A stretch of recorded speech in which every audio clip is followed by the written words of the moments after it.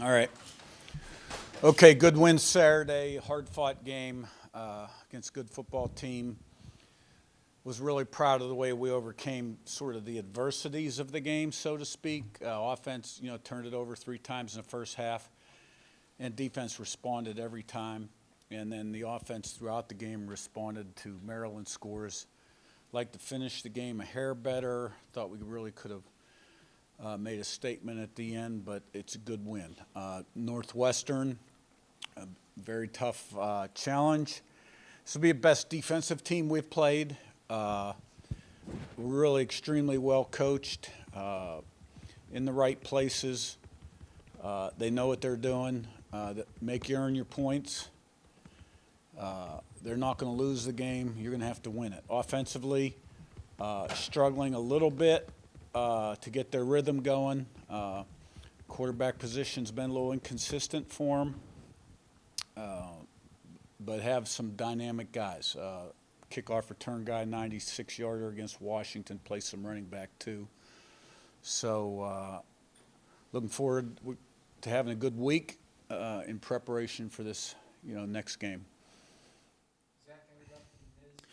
You talked Saturday and then again today about overcoming adversity. In your experience, how does that manifest itself when a team maybe does have to grapple with some of those difficult moments for the first time and see itself come through? Defense pulls the offense up, Yeah. offense pulls the defense up. When you come out the other side of it, Right. what does it look like? How do you see it? Well, to me, like that's part of coaching is you're sending those messages in spring football practice, fall training camp. How are we going to respond when this happens, that happens? It's the way we play the game, never too high, never too low. So, you're not emotional about the circumstances of the football game. You're focused, on the here and now and what's your job and keeping your poise and composure. And, when you get 11 guys doing their job consistently, that can happen.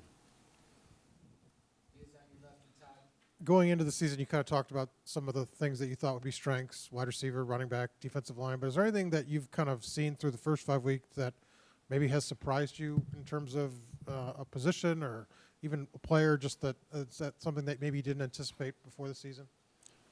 I mean, I don't really look at it like that. To me, all the areas have to improve because you do get better or you get worse.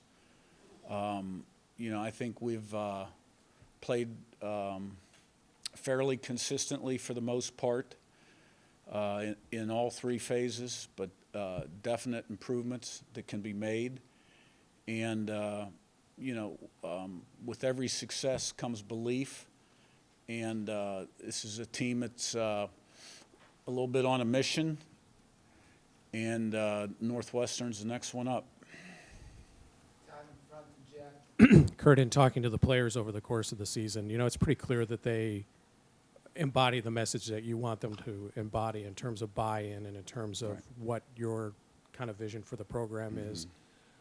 When you're recruiting players and once you have them too, how do you kind of build that? How do you kind of see that kind of vision of buy-in? How do you try to recruit that? How do you try to build it once they actually Well, it's all get here? about the people, you hire and recruit. So in recruiting, talent's important, but character is equally important. So, and I sit down with all of them in my office, and because you want people that can kind of buy into the team concept, understand commitment and discipline, hard work, that are moldable, and not necessarily totally self-centered type people. So it's all about people. Yeah, Curt, the way the defensive line was able to get some pressure and I guess also the offensive line in the run game and protection, was that sort of reassuring for you to see from both lines against a Big Ten opponent, like compared to the first 3 non-conference games? Well, I thought our defensive line needed to have a big win in this game because it's one of our strengths going up against one of their weaknesses, and I felt like they did. We put really good pressure on the quarterback, and I was glad to see that. So, and the offensive line, I think, has done a nice job game in, game out, and I think certainly you could see early in the second half the push we were getting in the run game. After Curtis's early interceptions on Saturday, you said that he responded exactly how you thought he would. What did he show on his Ohio tape that made you understand and realize that he would respond that way? I think it was just more being around him since he's been with us in the spring. He doesn't really seem to get fazed by a whole lot of stuff, and he's on to the next play. So, those turnovers were avoidable. Sometimes you got to cut your losses, but I never had any kind, nor did anybody on the staff have any kind of doubt that he wouldn't bounce right back, which he did. Yeah, Omar Cooper has made a few big plays, obviously on Saturday. Just obviously the wide receiver room is pretty crowded. What's allowing him to kind of stand out so much in that room? Well, his big thing is day in, day out consistency because he has talent. I really like him a lot, and he's an explosive player with good ball skills that has just improved from spring to fall camp throughout the season, and that's why we're putting him in position to make the plays. And he made a couple big ones on Saturday, a couple nice throws, contested catches. So like him a lot. Danny, on your left, and Ken. Yeah, your resume is what it is as far as winning. Is there a shared trait you kind of look back on and say, like, all of the teams that we've had that are good have this trait? Well, yeah. I mean, you got a blueprint and a plan, and you're creating a culture and an identity and a team mindset. We want to be a tough, physical, relentless competitor. That plays really hard, one play at a time, smart, disciplined, and poised. Never too high, never too low. And that's how all the teams have played, and that's how we're trying to get this team to play. Ken up top and Joe. Your offensive and defensive lines on both sides of the ball have done a really good job of controlling that line of scrimmage. It's been a big part of your success. How do you get them to continue to keep that up and build on that as the weeks move on? I mean, it's all, to me, the same.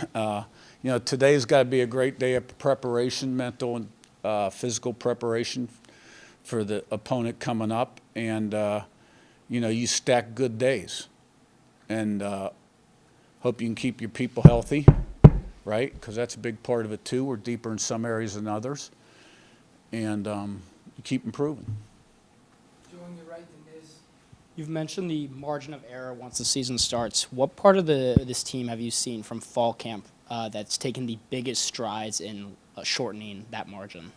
I think just in our mindset and how we approach the game, and some of the questions were directed to overcoming adversity or the highs and lows of the game, is this team has sort of absorbed that message and tried to apply it where they're not overly affected by success or failure.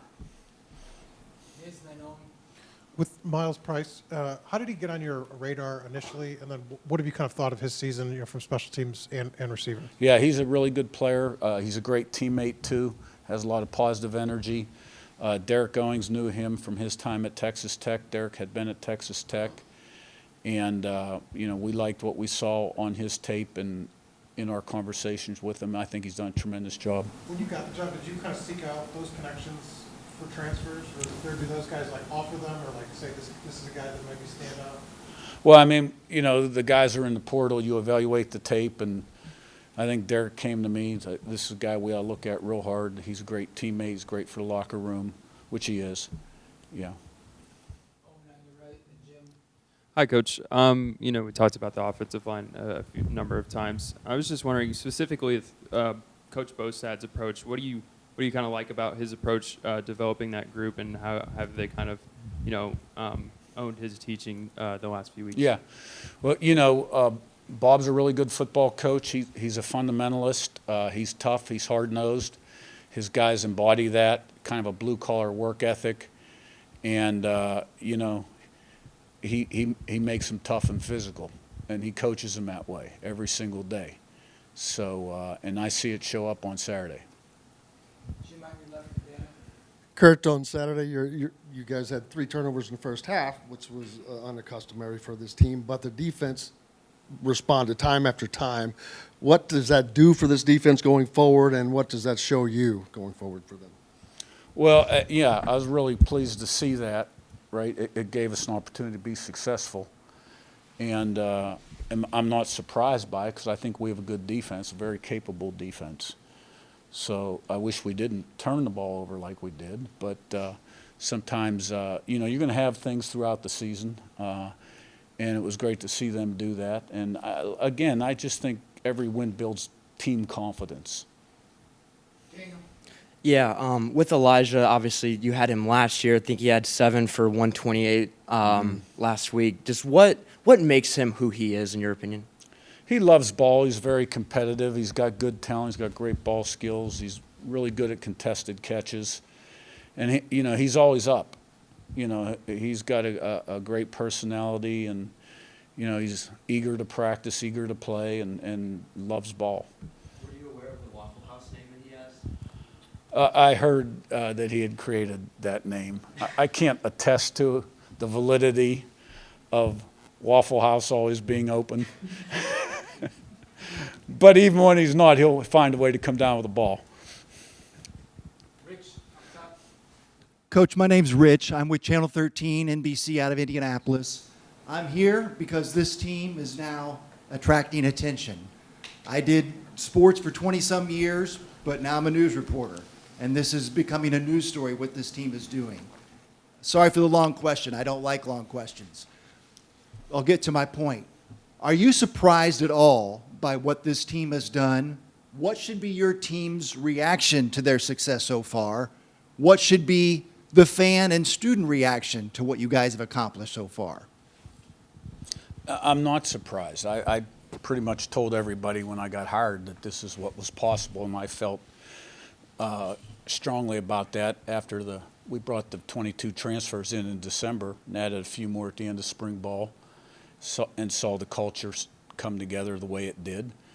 But we had to put it on the field. So I knew it was possible because I'd kind of been a part of something like this before, and I think people are getting excited, which is a natural part of that process too. When you win, right?